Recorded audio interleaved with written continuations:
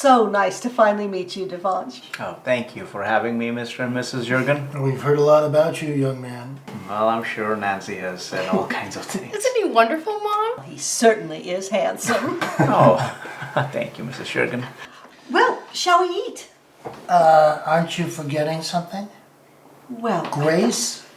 Well, Dad, Devansh is Hindu, so maybe we can... It's okay. It's okay. Well, I'm sure they have some kind of blessing they say before a meal like we do, right, Devansh? Yes, I mean, that's absolutely right, Mr. Jurgen. I'm born Hindu, but I'm not really... You see, Nancy, saying grace is a universal ritual. well, sure, but maybe we could just skip it tonight. I don't know about you, but I'm starving. Me too. Wait a second. In this house, we say grace. Oh, please. I mean, whatever you usually do is fine.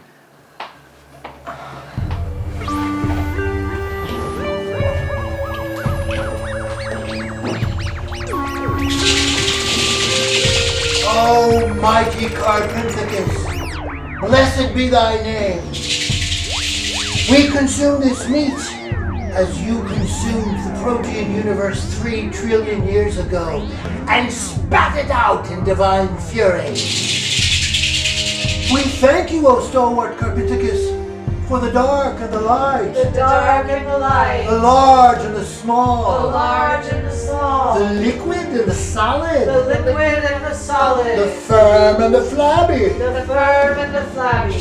We honor your creation of a universe born in blood, fire, and chaos, Blood, fire, and chaos. thus begetting all that is, all that was, and all that will ever be. All that is, all that was, all that will ever be.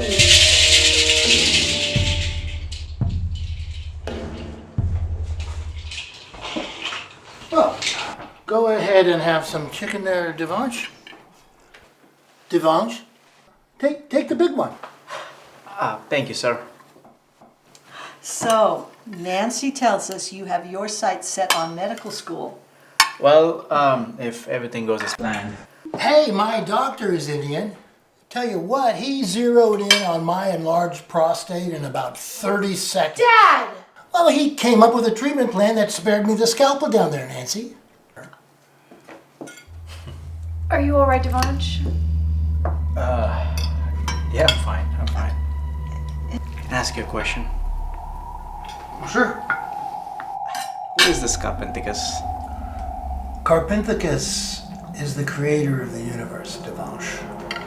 My dad created his own religion. I didn't create it, Nancy. I was simply fortunate enough to receive a revelation from Karpinthicus one day when I was out watering the lawn. So, Nancy tells us your folks run the Moulin Rouge Hotel downtown. Yes, that's right. I also work in the afternoons after school over there. I was watering the lawn one day when Criterion Alwat, Karpinthicus' chief skywatcher, descended from the heavens and bestowed upon me the Nabu Dalil Groth, the sacred text of Karpinthicanism. Well, I think it's just wonderful when a young person steps up, takes some responsibility, and helps out with a family business. He was asking me about Karpinthicus. All right, Scott, we get it. Karpinthicus created the universe. Can we move on? Move on? Well, I love the red windmill sign at the hotel. It looks just like the one in the movie. Red windmill? Yeah, there's a red windmill sign at the Moulin Rouge Hotel. A red windmill at the hotel? Oh, no. My God! What? According to the Nabu Dalil Groth, a Messiah would come who was a divine healer who would appear under the sign of a red windmill. Oh, Scott. Dad, Devansh, you are Morius Alphamon, What? the chosen one, the Messiah.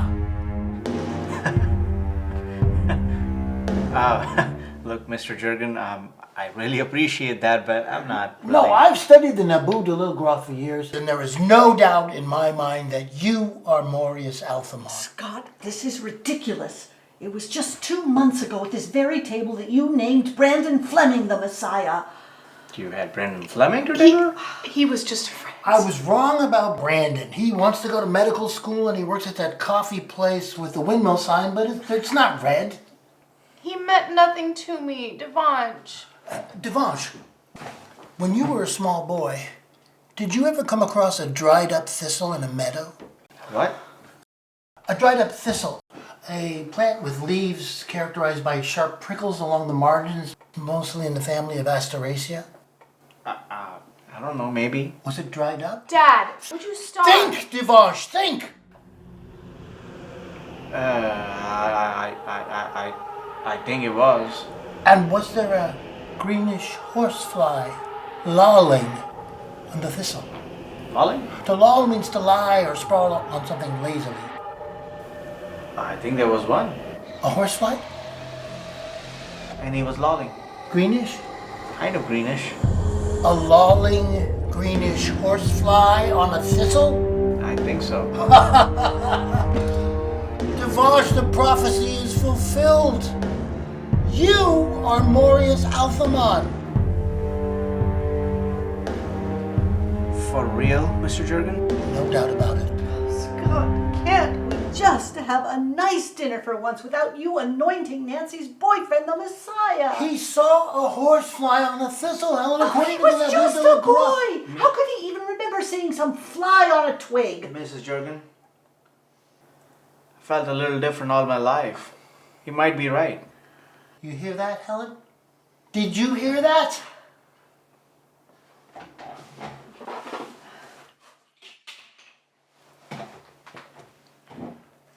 Morius Alphamon.